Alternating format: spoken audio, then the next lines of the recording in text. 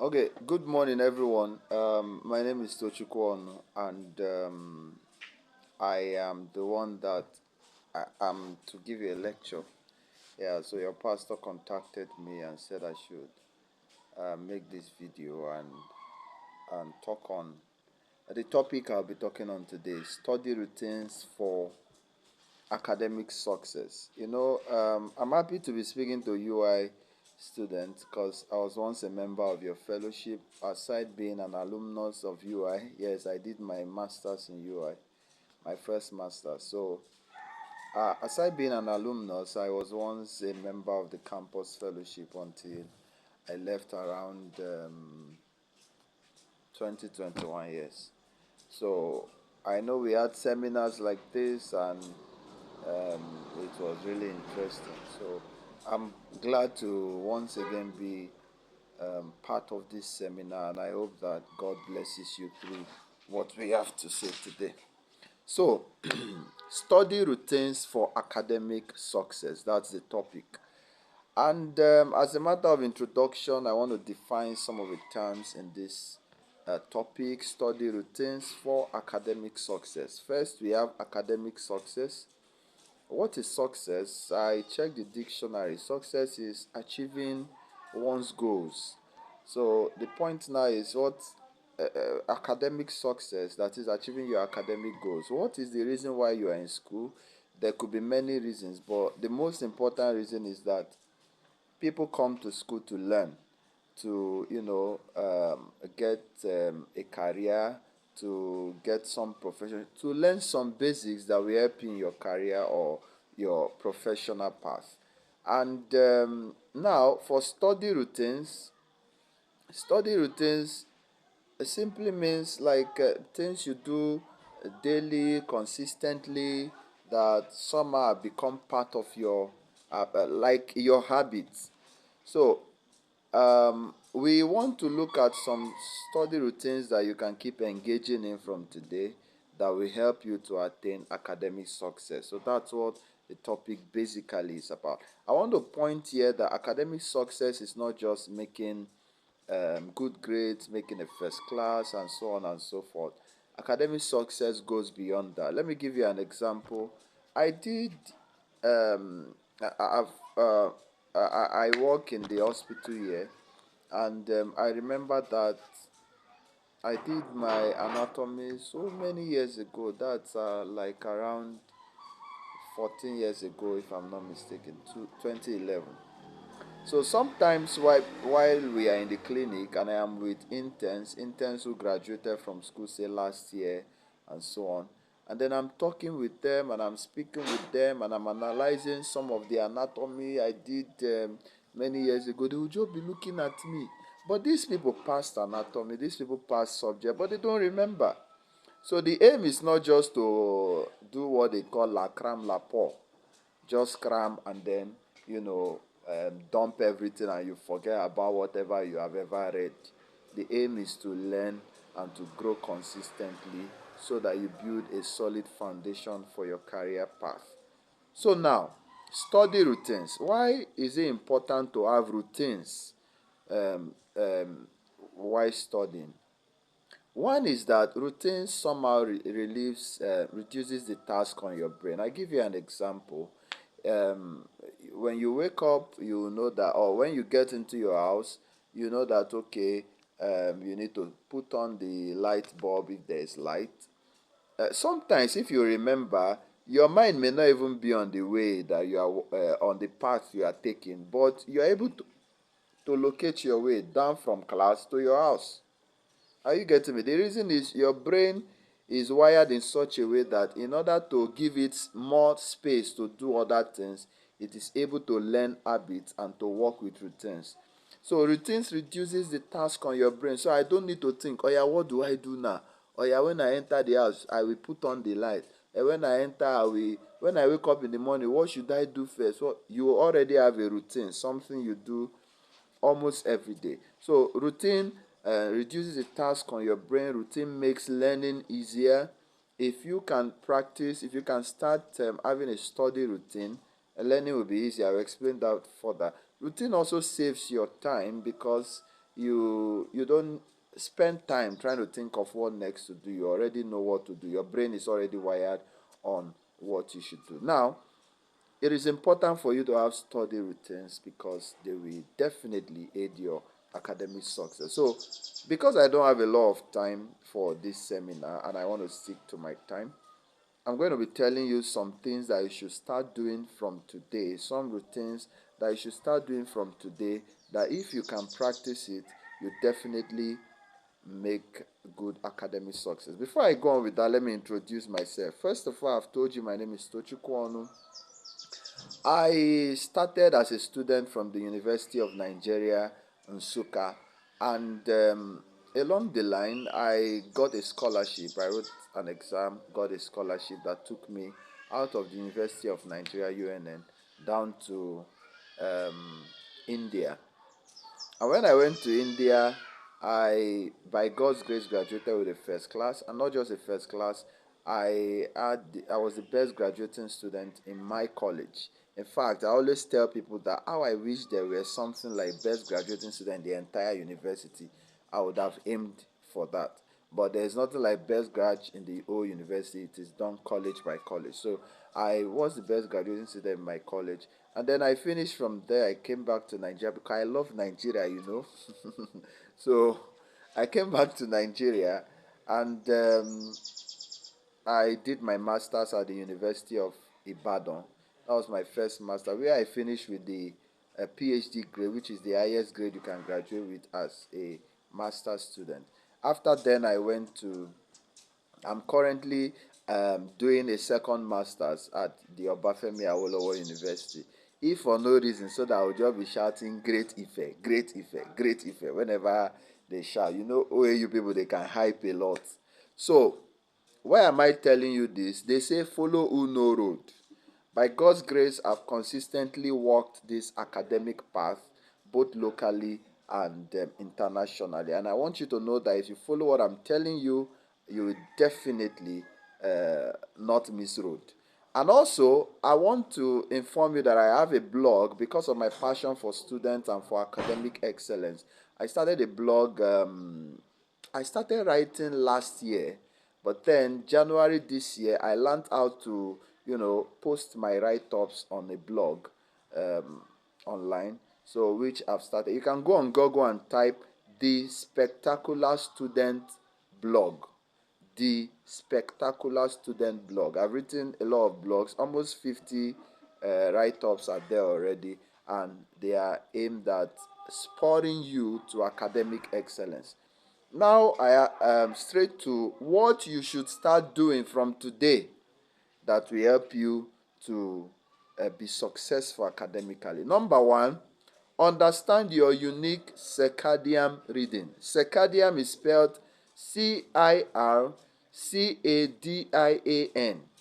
What does circadian rhythm? Rhythm, Rhythm. What does it mean? Everybody has it, just simply means your sleep wake cycle. But I use it to explain that there are people who study better in the day and there are people who study better in the night. I, for example, am a day studier. If you give me a book to read in the night, you know what I will do? You just by morning you see me like this on the book. It's not like I'm wasting time. It's just that I'm using Bluetooth to transfer the thing. You understand? So just like some of you do. So the point is, I'm not a night reader, but I remember in school a lot of people would tell me, once night read, forget it. TDB, I don't read. I did not read TDB till I finished, and I made my first class, and I made a very good result with no much stress. Yes, there was stress, but I still made a good result. Now, understand your unique circadian rhythm. In fact, everything I'm going to tell you here, I've written them on my blog and I keep writing more. So if you go there, you'll find a lot of this. There's a topic there that says understand your circadian rhythm. So, how will you do this? Read for 1 week in the day. Try for another 1 week or 3 days in the night. Which one works best for you? Stick to it. Don't stick to what your friend is saying and all that. Stick to what works best for you. If it is day that works best for you, stick to it. If it is night that works best for you, stick to it. However, circadian rhythm can be changed.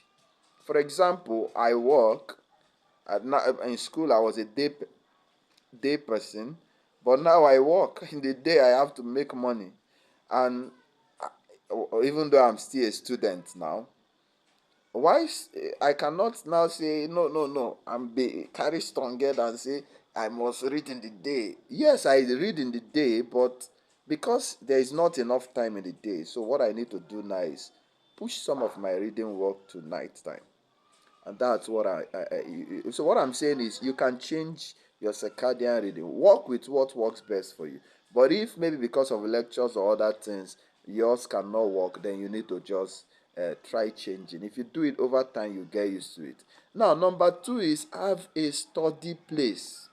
Is it in your room? No problem.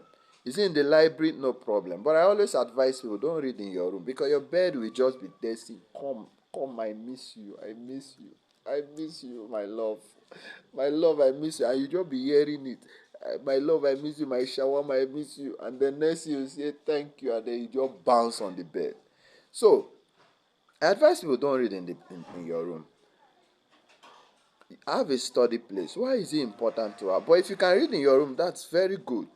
Why is it important to have a study place? Have a place that once you go there, your brain already knows that I am here to learn. For example, I've been a library person from secondary school. Are you getting me? I've been a library person from the days of my GCE, WAEC, and co.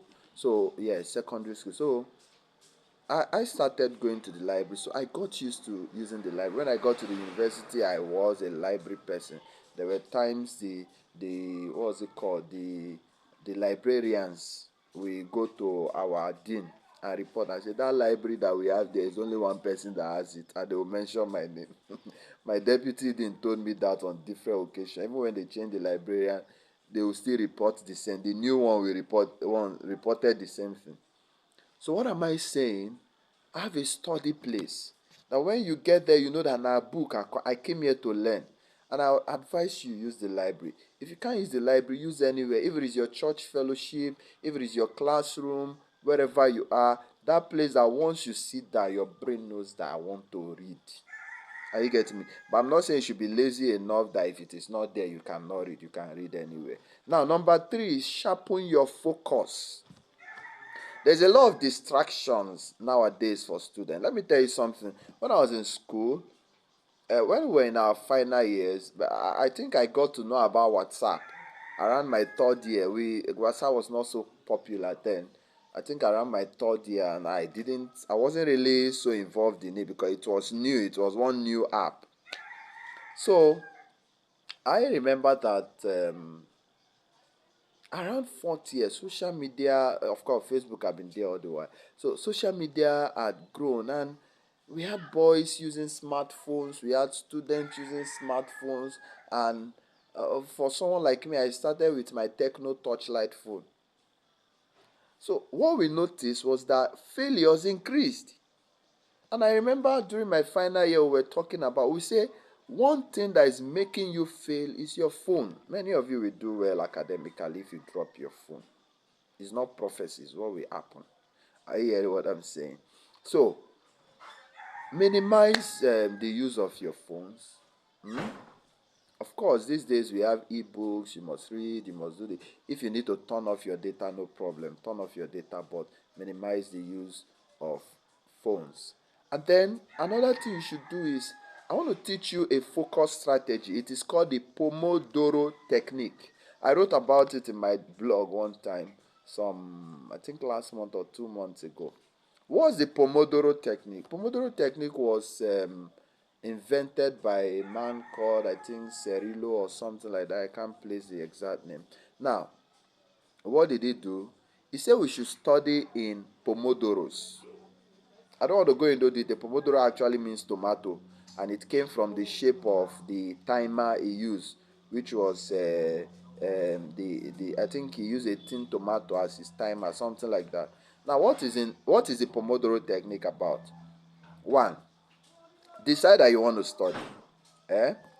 Now pick up the book and set a timer, maybe with your phone or anything, for 25 minutes only, and focus on that book. 25 minutes. Focus strictly on that book. Read. Once that timer stops, take a break of 5 minutes. Now that you have taken a break of 5 minutes, immediately after 5 minutes, set another timer and read another 25 minutes. Each 25 minutes is called one Pomodoro. Pomodoro. One Pomodoro. So set another 25 minutes, that's 2. Take another 5 minutes break. Another 25 minutes, that's 3. Another 5 minutes break. Then another 25 minutes, that's 4. So you have done 4 25 minutes. And when you finish the 4 25 minutes, then take a longer break. Whoosh, 1 minute, please.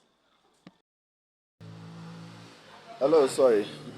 So take another. I was saying that you take 4 pomodoros. After the 4th pomodoro, then take a longer break, say 15 minutes, 20 minutes. Browse whatever you want to. Go on WhatsApp, go on whatever it is. But then stick to your pomodoro. So imagine that you have spent 25, 25, 25, 25 minutes. You have covered a lot. Now you can repeat these rounds of 4 pomodoros as many times as you can. Maybe after that long 15 minutes, do it again. The trick about this is your brain likes to do easy things. So instead of saying, how many hours do you read? You should be reading 6 hours a day. Yes. You should be reading 8 hours a day, and your brain will hear, hey, 8 hours, you won't kill me. Now, using the Pomodoro technique tricks your brain. Your brain will say, okay, it's just 25 minutes. It's just 25 minutes.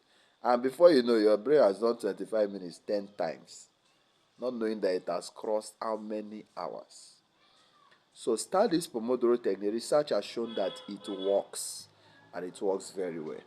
Now, I've told you, first of all, understand your circadian rhythm. 2, have a study place. 3, I've told you to sharpen your focus by minimizing your phones and then using a Pomodoro technique. There are apps that you can use to set your timer to make this Pomodoro technique easier. There are apps. Just go on ChatGPT and ask ChatGPT, what apps can I use for Pomodoro technique, something like that, and you will get apps. You can download them and use them. It will aid your reading. Look, technology these days is supposed to aid your reading, but you people are using it to distract yourself. Now, number 4 is read today what you are taught today. When I did physiology in my first year, I remember what the first teacher I had said. You know what she said? She said, an Indian teacher, everybody don't don't read for too long. What you will do, sorry, let me say it in Nigerian accent. What you will do is, once you finish reading, once you finish, go home, open that your book, open that your textbook for 5 minutes. Read what we taught you today. 5 minutes, don't cross 5 minutes. You know what he was doing? He was tricking our brain. Are you getting me? Because once you open for 5 minutes, first day, second day, 5 minutes, you will not know when you cross 20 minutes trying to go through what you were taught. And before you know it, you're becoming a better student. So, what is the trick about this? Read today what you are taught today. For example, I've told you about Pomodoro technique. I've told you about circadian reading. Some of you will not go back to it. You will go back to it 1 year later. You will forget everything. Let me tell you what happens. Our brain has centers. One center for short-term memory. There's another center for intermediate memory. And another center for long-term memory. You need to move, I will tell you more about this. You need to move information from the short term to the long term. You can't use keke napep. You can't use a bike. You can't use a taxi. Are you hearing me? What you can use is, I'll tell you about spaced repetition. That's one important way. But one way that you can help to push the information you got in class that is still in short term memory, like the information I'm giving you now, you are still remembering what I said. But I bet you in the next 1 hour you have forgotten many details. How do you do it? Go back to it the same day. So make a habit of going back to what you are taught on the same day. That's a good one. So let me continue because of my time. Okay. Next one is read today. Okay, I've mentioned read today what you are taught. That's number 4. Another one is read actively. Many of you, when you read, I hear people say, I go to the exam, I know I read, I know I read, I know I read. I lie, you didn't read actively. You most likely read passively. Passive reading is how you read a newspaper, how you read a novel that you are not writing exam on. But active reading is engaging. Are you hearing what I'm saying? Is engaging, and there are many ways to do active reading, which I just want to rush this. There are a lot of things that I can share about this. I have a blog also titled Read Actively on that, my blog. So, the SQ3R method, you may have been taught this in GS class, GST classes, or library classes. SQ3R is an acronym that stands for S, survey, Q, question, and 3 R's, meaning read, recall, and review. When you pick up a book, don't just jump into the book. Survey the book. Pick it up. Scan through. We call it scanning. Go through. Look at the fine pictures. Just go through them and then look at what is written under the pictures.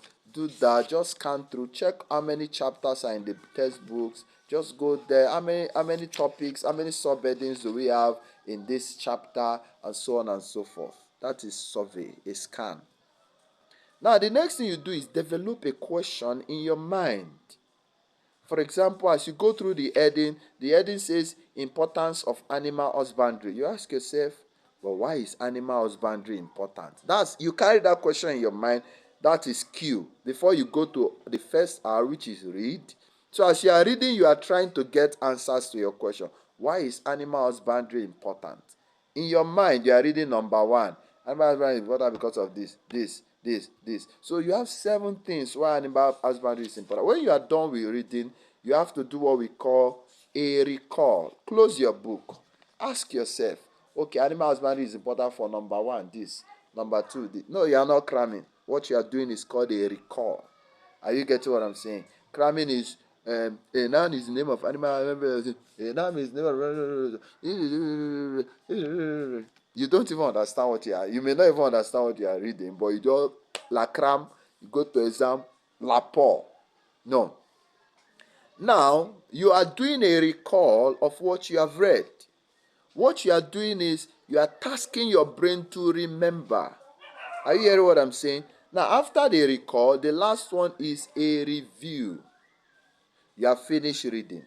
You have read the first chapter, you recalled. You read the second point, you recalled. Third point, you recalled. Then the last one, you have to do a review. And to do a review, you need to sit down, answer questions. If there are past questions on that, answer it. Review. That's ask yourself questions on that thing and then answer them. Just ask, okay, this and this are what I have read so far. If you can practice the SQ3R method of reading, you'll definitely be a very bright student. And I move to the next point, which is practice spaced repetition. I told you about your short-term and long-term memory. The only keke that you can use to move information from the short-term to long-term is scientists did a research and they came about what? They said the best way to remember information is repeat it. Repeat it. You would have had what we call practice makes for perfection. It comes from that research. Repeat it. Now, repetition is very important, but repetition should be spaced. I used to tell people that when I was reading, I remember reading chapters 11 times before exam. What do I mean? Not 11 times at once. Today I've read it. I read it, I record, I ask questions, I've read it. That's one. Another time, maybe like 1 week later, I try remembering. I'm not remembering some things. I go back, I read it again. I go again, I go back, read it again. That's why till today it's difficult to forget. Are you hearing what I'm saying? So practice spaced repetition. As you finish studying, repeat it again. My time is fast spent, so now another thing I want to say, I've mentioned six things. The sixth one is practice spaced repetition. The seventh one is attend classes and know what your lecturer wants. There are many people who read but they fail exams. Simple reason is you don't know what your lecturer wants. You know, I told you I'm doing an MBA currently, and it's a field I don't know shishi about, almost shishi. The last time I did something on business was probably, on serious business was probably, I think, aside one small management course that we did in the university. The last time was business studies of JSS 3, and that's how many years ago. Are you getting me? So, now I got here. What did I do? I had to sit down with all the lectures. Thank God they were recorded. I had to sit down with them and listen to them. And I knew what many of the lecturers wanted. Are you getting me? So I just learned it and saw that this thing is never as difficult as I thought. And then went to the exam and wrote everything. Should I tell you my results? Yes, I will tell you. When the result came out, five results have come out from the last exam. Five papers are out of six, and out of the five I got one B and the rest were A's. In fact, when I showed one student from that department, he was like, hey, me that is in this department, I am looking at it. He said, wow. Not because I have anything, but because you know what your lecturer wants. So know what your lecturer wants. Some of them want you, when they ask what is a noun, you need to explain everything in this word to it. Some of them don't want you to tell stories, and so on and so forth. So know what your lecturer wants. Talking about spaced repetition, let me go back a little. I didn't tell you that for calculative courses, you don't just read and thank God. You read and solve questions. That's why mathematics was my best subject, because there are practice questions to solve after every chapter, after every topic. And then you solve and solve and solve, you will remember. Shout hallelujah. So, next thing I want you to know is, that's the eighth one. Have a written academic goal, plan, and schedule. What is your goal? Do you want to be? I should have said this first, actually, but I intentionally kept it here. What do you want to achieve? What's your goal for this semester? You want to make an A in all those courses. You need to write those goals down. What's your plan? How are you going to be studying? When is your exam? How are you going to be studying till that exam date? And then what's your schedule? Write down how you will study. Write down when you will study, where you will study. You need to put all this down. If you don't write them down, you are dreaming, and you need to wake up from your dream. Wake up. Tell your neighbor, wake up. Wake up, wake up, wake up. Wake up by fire. And then the next one is be consistent and diligent. If you want routines to stick, do it again. Do it again. Do it again. Even when you don't feel like do it again. That's how to cause your routines to stick. Another thing is be diligent. Diligence means careful, constant effort. You may plan all these things and then you find that you did not stick to it. Don't worry. Do it again. Did you hear me? Do it again. With time, you will see that you have gotten so used to it. And I bet you, your future self will thank you. And now the 10th one, and I intentionally put this so that I will remind you. You must take your spiritual life seriously. Don't be in the clique of those people who, in the bid to make a first class church, must suffer. I've always said it. I've always said it that you can make a first class and be very active in church. I was very active in church. I didn't miss one day of fellowship. I said maybe I am on a journey for hours, and then it ran into fellowship time. And which happened that many times. But that I am in school or I am at home, and then I decided to miss church. For what? I didn't even miss evangelism meetings, not to talk of missing normal fellowship meetings. I was in all of them, even when I had exams the following day. If you start reading on time, you will not need to take 3 weeks break from church before you can study. Are you hearing what I'm saying? So I encourage you, don't allow church to suffer. Don't allow your spiritual life to suffer. You can plan all these things, but the race is still not for the swift. Yeah. So that's why God is important. So I want to stop here. Thank you very much, and God bless you. Thank you all for having me. I wish you the best. Let's meet at the top. Thank you.